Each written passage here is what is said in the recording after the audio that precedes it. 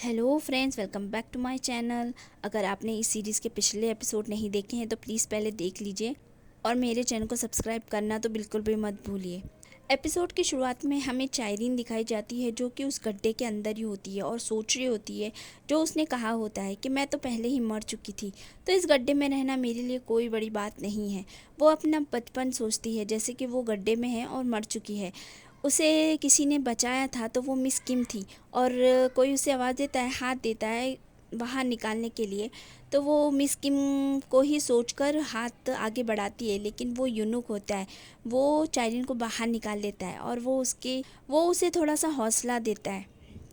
Scene यहीं पे cut हो जाता है। अगले सीन में दिखाया जाता है कि चाइरीन जो होती है घर पर होती है। मुंजसन उसको कहता है कि कितनी कोशिश करोगी, थक जाओगी, तो वो कहती है मुझसे जितना होगा उतना तो मैं ज़रूर करूँगी, तुमसे तो इतना भी नहीं हुआ, तुम्हारी वजह से ये सब कुछ ख़राब हो गया है। अगर तुमने ऐसा नहीं किया होता तो सब ठीक होता। तो मुंजेसन जो होता है चिढ़ जाता है। सीन यहीं पे कट हो सुबह हो जाती है और वो मज़दूर लोग वहाँ पर पहुँचते हैं तो गड्ढे में कोई भी नहीं होता है। तो लीडर बोलता है, देख लिया, वो बहू थी वहाँ की, तो बस बहकाने के लिए आई थी, चलो यहाँ से हम जो कर रहे थे वही करेंगे। जाता अगले सीन में हमें दिखाते हैं कि चेयरमैन मून जो होते हैं मुंजसन के साथ बैठे हुए होते हैं और कहते हैं कि इस मामले को जल्द से जल्द ख़त्म कर दो। अगले सीन में हमें दिखाया जाता है कि यूनुक जो होता है वो अपने घर पर होता है। युनजो की माँ जो होती है वो उसे शादी का कार्ड दिखाती है और बोलती है कि देखो कैसे छपा है। युनजो भी उसे कहती है कि देखो अच्छे से देखो ना। वो ये कार्ड को देखकर थोड़ा अपसेट हो जाता है। वो असल में शादी करना तो चाहता नहीं, लेकिन युनजो की जो बहन होती है वो बोलती है कि आजकल तो दुल्हन जो होती है अपने शादी वाले दिन भाग जाती है, कहीं तुम ऐसा तो नहीं करने वाली ना। तो युनजो बोलती है नहीं, बिल्कुल नहीं, हम दोनों एक दूसरे से बहुत मोहब्बत करते हैं, तो मैं क्यों भागूंगी, मुझे भागने की ज़रूरत ही नहीं है। उसकी माँ बोलती है बेवकूफ़ लड़की, ऐसी कैसी बातें कर रही हो, इतनी अपशगुन वाली बातें मत बोलो। यहाँ पर सब हंसी मजाक चल रहा होता है, लेकिन यूनुक जो होता है वो बहुत ही सैड होता है। उसे कुछ भी नहीं समझ में आ रहा होता है। वो मना भी नहीं कर सकता है और अपनी फीलिंग्स को बता भी नहीं सकता है। सीन यहीं पे कट हो जाता है। अगले सीन में हमें दिखाया जाता है मिस ना जो होती है सुआ के पापा को बहुत डांट रही होती है। वो बोलती है कि तुम किसी काम के नहीं हो, नाकारा कहीं के, मैंने तुम्हें अपनी कंपनी देकर बहुत बड़ी गलती कर ली, तुम तो मेरी बेटी के लायक ही नहीं हो। वो उसे बहुत कुछ सुनाती है। वो बेचारा अपनी बीवी के पास जाता है तो वो भी उसे बोलती है कि मैं तुम्हारे लिए बिल्कुल भी लायक नहीं हूँ, मैं तुम्हारे साथ कुछ भी अच्छे से नहीं रहती हूँ, मैं हमेशा बीमार रहती हूँ, तुम्हें मेरी वजह से कितनी परेशानी होती है और मेरी माँ की भी सुननी पड़ती है। वो बेचारा उस कुछ नहीं बोलता है और उसे गले लगा लेता है। अब सीन यहीं पे कट हो जाता है। अगले सीन में हमें जुपिल्डो दिखाया जाता है जो गली गली में और हर जगह जा जा के ढूंढ रहा होता है उस औरत को जो सुआ को लेकर चली गई थी, लेकिन उसे कहीं भी उसका पता नहीं चलता है। अगला सीन दिखाते हैं जहाँ पे सुआ की माँ जो होती है मिस किम से कहती है वो जो लड़की आई थी युनजो, उसे कैसे पता कि सुआ का कमरा कहाँ पर है, ये बात तो सिर्फ हम घर में कुछ लोगों को ही मालूम है।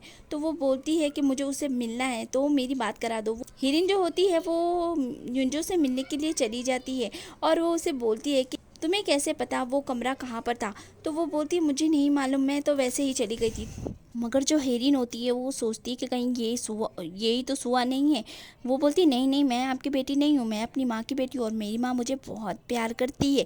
सीन यहीं पे कट हो जाए। युनजो जो होती है वो मीन चाइनीन को फ़ोन कर देती है और उसको सारी बातें बताती है। तो दोनों मिलती हैं और सारी बातें करती है। वो बोलती है तुम्हारी बहन के लिए तुम्हारी माँ कुछ ज़्यादा ही सोचती हैं, वो उसे बहुत प्यार करती है क्योंकि वो बचपन में खो गई थी, इसलिए मेरी माँ उसके लिए कुछ ज़्यादा ही फिक्र करती है। युनजो जो होती है वो चाइनीन को सारी बातें बता देती, दोनों मिलकर और भी बातें करती हैं। तो वो चाइनीन बोलती है कि अगर कभी ऐसा हो जाए कि मेरी माँ तुम्हें फिर से फ़ोन करे तो तुम मुझे ज़रूर बता देना। सीन यहीं पे कट हो जाता है। अगले सीन में मुंजसन जो होता है वो मज़दूरों को फिर से मनाने के लिए जाता है, लेकिन फिर से उसका झगड़ा हो जाता है और वो बात नहीं बन पाती है। अगले सीन में हमें चेयरमैन मून दिखाए जाते हैं जो कि दोनों के साथ बैठे हुए होते हैं। तो चाइनीन बोलती है मैंने तो अपनी कोशिश की और मैं नाकामयाब रही, और मुंजेसन बोलता है कि मैं कोशिश करता रहूँगा। तो चेयरमैन मुन बोलते हैं कि जल्द से जल्द कुछ करो नहीं तो सही नहीं होगा। जब दोनों बाहर निकलते हैं तो चाइरीन जो होती है वो मुंजेसन को बहुत चढ़ा देती है और मुंजेसन भी उसकी बातों में आ जाता है। वो वहीं पर जाता है कंस्ट्रक्शन साइट पर और उस आदमी को पानी में गिरा देता है और उसके साथ सेल्फी लेकर चाइरीन को भेज देता है जो कि कुकिंग क्लास में होती है और वेट ही कर रही होती है कि वो उसकी सेल्फी भेजे। जब वो देखती है तो कहती है कितना बेवकूफ़ है, मेरी बातों में आ ही गया।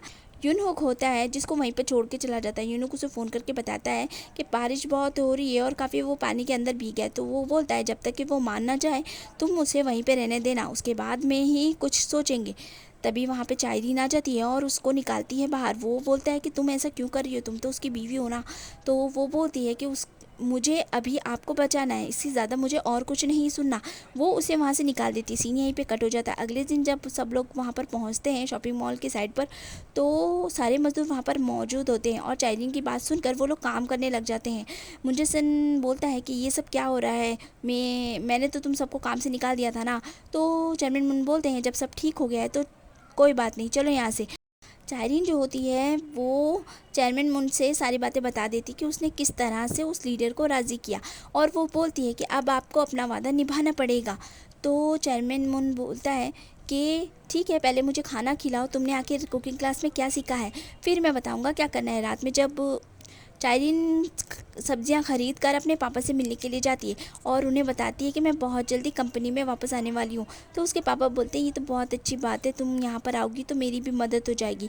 लेकिन वो उससे पूछते हैं कि तुम ठीक तो हो ना, शादीशुदा ज़िंदगी कैसी चल रही है तुम्हारी, तुम्हें कोई तकलीफ़ तो नहीं है। ये सुनकर चायरीन रोने लग जाती है और बोलती है कि मुझसे अभी तक किसी ने ये सवाल नहीं किया था, तो आप सुहा के आने के बाद भी आप मेरे पापा रहोगे ना। तो कहता हाँ बिल्कुल, दोनों ही मेरी बेटियां हैं। तो चायरीन बहुत खुश हो जाती है और बोलती है कि मुझे जाकर अपने ससुर के लिए कुछ अच्छा खाने को बनाना है, और वो चली जाती है। वो बहुत सारा खाना बनाती है। चेयरमैन मुन जो होते हैं वो खाना खाते हैं।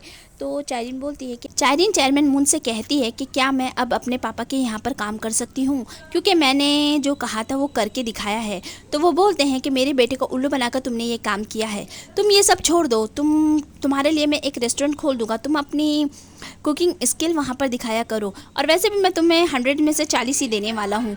वो थोड़ा सा बोलना चाह रही थी, लेकिन चेयरमैन मून जो होता है वो उसे तड़के से जवाब दे दिया होता है, इसलिए बेचारी कुछ नहीं बोलती है। दूसरे दिन वो गाड़ी में जा रही होती है तो उसका मूड बिल्कुल ही ख़राब होता है।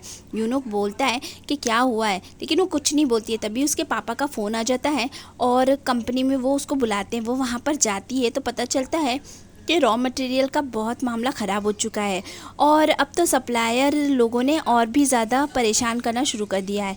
ये सब सुनने के बाद चायरीन बोलती है मैं करूँगी इसको सॉल्व। चायरीन फ़ौरन भागी हुई बाहर को जाती है तो यूनहुक को बोलती है कि मयोनसुंग केमिस्ट्री चलो। वो बोलता है नहीं, तुम्हें कुकिंग क्लास जाना है। वो कहती है मुझे वहीं जाना है। वो जाने नहीं देता तो वो टैक्सी पकड़ने के लिए जाने लगती है। तो वो उसके लिए दरवाज़ा खोल देता है। फिर वो उसमें बैठ जाती है और दोनों वहाँ पहुँच जाते हैं। वो उस आदमी से बोलते हैं कि तुम्हें मिस्टर चॉय ने कहा है ना। चायरीन उस आदमी से बोलती है कि आपने ऐसा क्यों किया, आपने इस तरह क्यों मटेरियल ख़राब भेजा है। तो वो बोलता है कि इसमें मेरी कोई गलती नहीं, आगे से ही सप्लाई नहीं आएगी तो मैं क्या भेजूँगा। तो वो बोलती है इसके पीछे मिस्टर चॉय है ना। तो वो समझ तो जाता है बेचारा, लेकिन अभी वो कुछ बोल रहा नहीं होता। वो बहुत ज़्यादा ज़ोर देती है तो वो बता देता है। फिर वो उसको बोलती है कि आखिर वो मुझे मिलेगा कहाँ पर। तो चायरीन बहुत ज़्यादा उसके सामने गिड़गिड़ाती है, बोलती है कि अगर आपने हमारी मदद नहीं की तो हम बैंकक्रप्ट हो जाएंगे, हमारे सारी कंपनी बर्बाद हो जाएगी। तो बेचारा आदमी समझ जाता है इस बात को और बता देता है कि वो एक होटल के सोना में गया हुआ है। तो चायरीन वहाँ पर पहुँचती है लेकिन वो वहाँ पर नहीं होता है। फिर वो यूनुक बोलता है कि कंपनी चलते हैं। कंपनी में जाने पर भी वो वहाँ नहीं दिखता, लेकिन फिर उसकी सेक्रेटरी नज़र आती है। तो यूनहुक बोलता है इसका पीछा करते हैं। वो लोग पीछा करके जाते हैं तो वो एक पब्लिक सोना में जा। चायरीन जो होती है वो बोलती है कि नहीं, वो यहाँ तो नहीं होने वाला। तो यूनहुक कहता है कि नहीं, वो यहीं पर है। फिर दोनों वहाँ पर अंदर जाते हैं और यूनहुक जो होता है उस सोना वाले को बहुत सारे पैसे दे देता है और कहता है कि 2 घंटे के लिए यहाँ कोई नहीं आएगा और सबको यहाँ से जाने के लिए बोलो। चायरीन अंदर जो है मिस्टर चॉय वहीं पर होते हैं। वो अपने दोस्तों के सामने बहुत बड़ाई मार रहे होते हैं और चायरीन की बुराई भी कर रहे होते हैं और बोल रहे होते हैं कि वो समझती क्या अपने आप को, वो पागल लड़की मुझे परेशान करी हुई थी, लेकिन अब वो मुझे कभी नहीं ढूंढ सकती है। उसे जैसे ही अपनी कंपनी का पता चलेगा ना तो वो मुझे ढूंढने ज़रूर आएगी, लेकिन अब वो मुझे नहीं ढूंढ पाएगी। और वो उसकी बहुत बुराई कर रहा होता है। तभी वहाँ पर चायरीन आ जाती है और उसके अंदर आते ही उसके बाकी साथी जो होते हैं वो सारे भाग जाते हैं। अब चायरीन उसको बोलती है, चायरीन वहाँ का दरवाज़ा बंद कर देती है और कहती है कि अब मुझे सच सच बता, आखिर इस चीज़ के पीछे है कौन? वो नहीं बोल रहा होता है। वो कहता है कि मैं अपना तौलिया हटा दूंगा अगर तुमने मेरे सामने ऐसी वैसी कुछ हरकत करी तो वो कहती है कि ठीक है हटा दो, मुझे कोई फ़र्क नहीं पड़ता, लेकिन आज तो मैं पूछे बगैर जाने वाली नहीं हूँ। और वहाँ यूनुक जो होता है उस सोना के मालिक को पैसे दिए जा रहा होता है टेम्परेचर बढ़ाने के लिए। वो टेम्परेचर बढ़ाते जा रहा होता है, अंदर हालत ज़्यादा ख़राब होना शुरू हो जाती है। मिस्टर चोय जो होता है वो बहुत ही ज़्यादा पसीना पसीना हो जाता है, लेकिन फिर भी बोल रहा नहीं होता। आखिरकार वो ज़मीन पे लौट जाता है। उसकी हालत बहुत ज़्यादा ख़राब होती है, लेकिन चायरीन हार नहीं मानती है और उसे पूछे ही जाती है। और वहाँ यूनुक जो होता है वो उसे हाई लेवल पे कर देता है। अब चायरीन उससे पूछती है कि आखिरी अब बता दो, नहीं तो यहीं मर जाओगे।